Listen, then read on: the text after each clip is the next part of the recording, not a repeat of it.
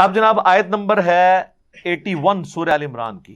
یہ بہت اہم آیت ہے 81 اور 82، جس میں اللہ تعالیٰ نے عالم ارواح میں، یعنی جب صرف روحیں تھیں تو پیغمبروں کی روحوں سے ایک عہد لیا تھا.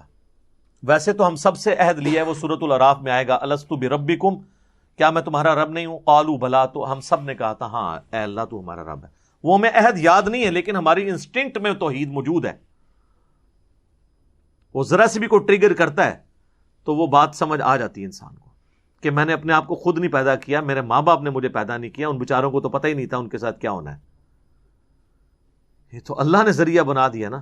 کسی نے اپنے ماں باپ کبھی خود چوز کیے ہیں؟ نہیں. تو اللہ تعالیٰ نے عالم ارواح میں انبیاء سے ایک اسپیشل عہد لیا تھا، جس طرح باقی انسانوں سے لیا، انبیاء سے اسپیشل، چونکہ وہ دنیا پہ اللہ کے نمائندہ بننے والے تھے. وَإِذْ أَخَذَ اللَّهُ مِيثَاقَ النَّبِيِّينَ، اور وہ وقت یاد کرو جب اللہ نے تمام نبیوں سے یہ عہد لیا تھا، لَمَا آتَيْتُكُم مِّن كِتَابٍ وَحِكْمَةٍ، کہ جب کبھی میں تمہیں دوں گا کتاب اور حکمت، یعنی کتاب اور حکمت یعنی پیغمبر بنا کے دنیا میں بھیجوں.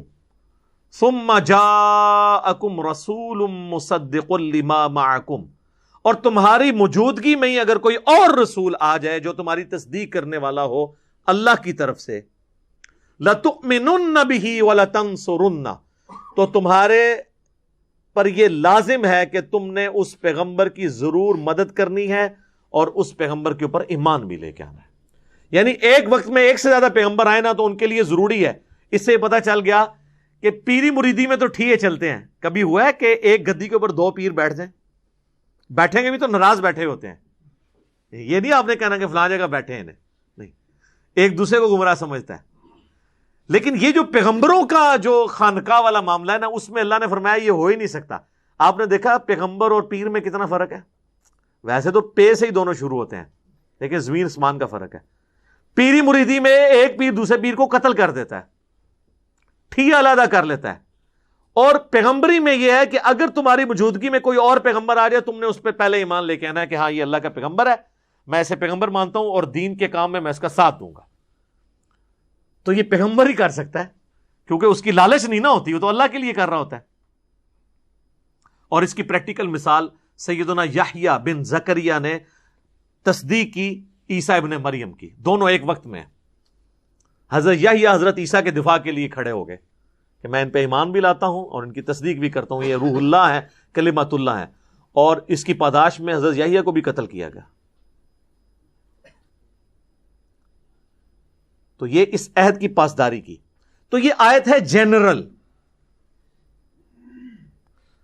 اور اگر تعویل عام میں آپ اسپیسیفک مختلف کیسز کنسیڈر کرنا شروع کریں تو اسی میں یہ آتا ہے کہ اگر ہمارے نبی کی موجودگی میں کوئی پیغمبر، ہمارے نبی علیہ السلام کسی پیغمبر کی موجودگی میں دنیا میں آ جاتے تو اس پیغمبر پہ یہ واجب تھا کہ وہ ہمارے نبی کی تصدیق کرتا. ویسے تو میلاد کے جلسوں میں اس کا یہ ترجمہ بیان کیا جاتا ہے کہ اللہ نے تمام نبیوں سے عہد لیا کہ اگر تمہاری موجودگی میں میرے آخری نبی آ جائیں.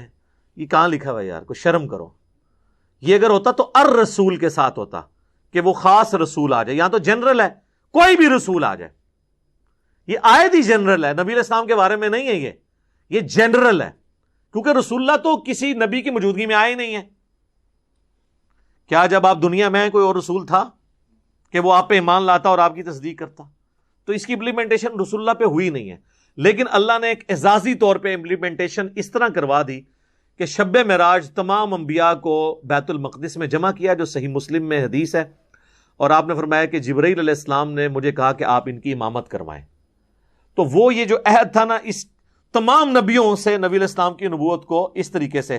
لیکن وہ بھی یہ والا کیس نہیں ہے، کیونکہ اس کیس میں ہے کہ نبی موجود ہو اور نیا نبی آ جائے تو جو آلریڈی موجود ہے وہ اس کی تصدیق کرے. رسول اللہ کے کیس میں یہ نہیں ہوا کہ آپ علیہ السلام آئے ہیں تو باقیوں نے تصدیق کی، وہ تو پہلے ہی آگے جا چکے تھے.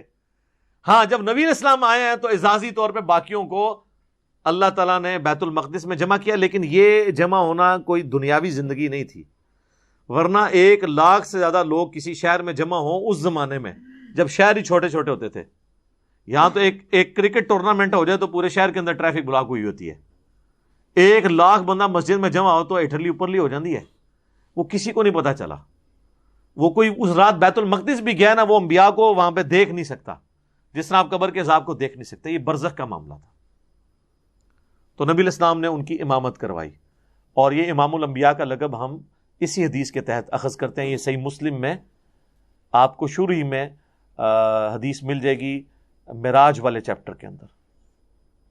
یہ آلموسٹ 20-25 احادیث ہیں معراج کے اوپر تلے کتاب الایمان چیپٹر کے اندر. معراج کے اوپر میرا ڈیٹیل لیکچر ریکارڈڈ ہے، وہ آپ دیکھ سکتے ہیں. ایک ایک حدیث کا نمبر اس میں ہم نے ڈسپلے کیا ہے. تو اللہ تعالیٰ نے فرمایا کہ ہر نبی پہ واجب ہے کہ وہ ایمان لے کر آئے. یعنی جو بعد میں آئے گا نا اس کے اوپر پہلے جو موجود ہے اس نے ایمان لانا ہے. اسی کے تحت میں صوفیاء کو یہ پھکی دیتا ہوں کہ حضرت خضر تو تم کہتے ہو پہلے سے موجود تھے. حضرت خضر کہتے ہیں یہ آج تک زندہ ہے، آج تھے چھاڑ دو. حضور کے زمانے میں تھے؟ جی تھے.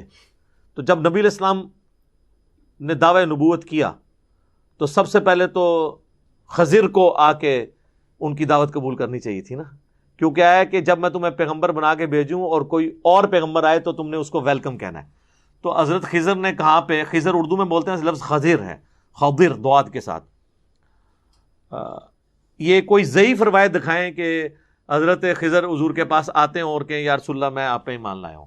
جبرائیل کا تو آتا ہے انسانی شکل میں آئے ہیں، خضر کا کہیں پہ آتا ہے؟ تو جعلی سارا کام بنایا ہوا ہے.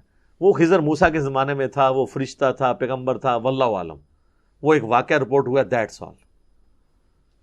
تو اگر وہ تھے اور رسول اللہ کو انہوں نے ویلکم نہیں کیا تو اپنی نبوت سے ہاتھ دھو بیٹھے ہیں. آگے آ جائے گا کہ اگر کوئی میرا پیغمبر آیا اور تم نے اس پہ ایمان نہ لائے اور یہ عہد توڑ دیا تو تم فاسق ہو جاؤ گے. تو یہ خضر کو فاسق کروانا چاہتے ہیں.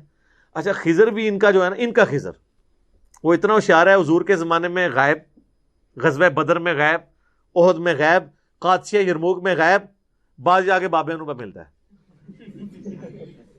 جو تو تیری لوڑ تھی کتے سے؟ وہ بیسیکلی شیطان ہے جو انسانی شکل میں ان کو ملتا ہے. میں نے خضر کے اوپر پورا لیکچر دیا ہے، اور اس کا طریقہ ہے جس کو آگے ملتا ہے وہ لا حول ولا قوت الا باللہ پڑھے، غائب نہ ہو جائے، مجھے آگے پکڑ لیں. اور لوگوں کے غائب بھی ہوئے ہیں خضر پریکٹیکلی. یہ اس طرح ہوتا نہیں ہے. تو اس آیت سے میں نے ڈیڈکٹ کیا تھا کہ وہ پھر اگر خضر تھے بھی تو پھر وہ کفر کی طرف چلے گئے. پھر انہوں نے اس کا حال نکالا، وہ کہتے ہیں نہیں خضر تو پیغمبر ہے ہی نہیں تھا، وہ تو اللہ کا ولی تھا. ہم کہتے ہیں قائم رہنا اس بات پہ بھی، یہ تو اس سے بڑا خطرناک کھیل کھیل رہے ہو. تو کیا کوئی ولی کسی پیغمبر کا استاد ہو سکتا ہے؟ کہتے ہیں نہیں جی، توبہ توبہ توبہ. تو حضرت موسیٰ علیہ السلام کے استاد نہیں ہے خضر؟ قرآن میں جو واقعہ ہے، اور بخاری مسلم میں پوری ڈیٹیل ہے، میں نے اس پہ ویڈیو بھی قصہ موسیٰ اور خضر ریکارڈ کروائی ہے. اس میں حضرت خضر کہتے ہیں کہ اے موسیٰ، اللہ نے بعض علوم آپ کو ایسے سکھائے ہیں جو مجھے نہیں سکھائے، اور بعض علوم مجھے ایسے سکھائے ہیں جو آپ کو نہیں سکھائے. تو حضرت موسیٰ کہتے ہیں میں آپ سے وہی تو سیکھنے آیا ہوں. تو مجھے بتائیں، اگر کسی مسلمان کا یہ عقیدہ ہے کہ پیغمبر نے جا کے بابوں سے سیکھنا ہے تو اس نے تصوف کی لائن پہ کیا چڑھنا ہے؟ ایمان سے تو ہاتھ دھو بیٹھا. کیونکہ دنیا میں اللہ کے ریپریزنٹیٹو کون ہے؟ پیغمبر. یہ بابوں کے پاس بیچتے ہیں کبھی گوشت مانگنے کے لیے انسانی. سب جھوٹ ہے. یہ مثنوی مولانا روم میں سارا کے سارا گند لکھا ہوا ہے اور وہ واقعات بیان کر رہے ہیں اور اتنے مزے لے لے کے وہ واقعات سناتے ہیں. وہ جب پھر ہم اس کی انجینئرنگ کرتے ہیں تو اس طرح کر کے بیٹھ جاتے ہیں. یہ کیا ہو گیا کہ بھئی یار یہ بات ٹھیک ہے کہ نہیں ہے؟ تو آپ کی عقل کام کرتی ہے کہ اس طرح ہوگا؟ تو یہاں پہ اللہ نے ذکر کیا کہ پھر نبوت چھن جائے گی اس بندے کی جو پھر جس کی موجودگی میں کوئی اور پیغمبر آیا اور اس پہ ایمان نہ آیا. اب وہ بات چل رہی ہے. قال اقررتم واخذتم علی ذالکم اسری، تمام پیغمبروں کیا تم اقرار کرتے ہو اور اس پہ میرا بھاری ذمہ اٹھاتے ہو اس بات کے اوپر کہ تم نبی ہو اور تمہاری موجودگی میں کوئی اور نبی آئے تو تم نے اس پہ بھی ایمان لانا ہے اور اس کی تصدیق بھی کرنی ہے. دیکھیں اس آیت کی امپلیمنٹیشن کس طرح زبردست ہوئی ہے. یہ ابھی میرے دماغ میں اللہ نے ڈالا ہے کہ پیر اور پیغمبر میں فرق کیا ہے. پیر لڑتے ہیں آپس میں اور پیغمبروں کو حکم ہے کہ تمہاری موجودگی میں کوئی اور آئے نا، تم نے یہ نہیں کہنا ہے دوسری گدی کھل گئی ہے، بلکہ کہنا سر آؤ میری گدی تے بیٹھو، تو انہوں اللہ نے بھیجا ہے. تو پھر یہ پیر کیوں دعویٰ کرتے ہیں ہم نبیوں کے دعوت کو آگے لے کے چل رہے ہیں؟ نبیوں کی دعوت لے کے چل رہے ہوتے تو ایک دوسرے کو گدیوں میں بٹھاتے، تو یہ گدیوں میں بٹھاتے ہیں، یہ ان کو موقع ملے تو او یار یہ تو بڑے پیروں کی قبروں سے لاشیں نکال کے لے جاتے ہیں اپنے درباروں کو شفٹ کرنے کے لیے کہ یہ ادھر میں نے اپنا ٹھیا ادھر بنانا ہے، ان کی تو یہ حالت ہے۔ قالوا اقررنا، تمام پیغمبروں نے کہا ہم اقرار کرتے ہیں کہ ہم آپ کی بات اے اللہ مانیں گے۔ قال فاشهدوا، اللہ نے فرمایا سارے ایک دوسرے پہ گواہ ہو جاؤ کہ یہ تم نے اقرار میرے ساتھ کیا ہے۔ وَأَنَا مَعَكُمْ مِنَ الشَّاهِدِينَ، اور میں بھی گواہوں میں شامل ہوں۔ اللہ اکبر، اللہ کہہ رہے ہیں میں بھی گواہوں میں شامل ہوں کہ تم نے میرے ساتھ عہد کیا ہے۔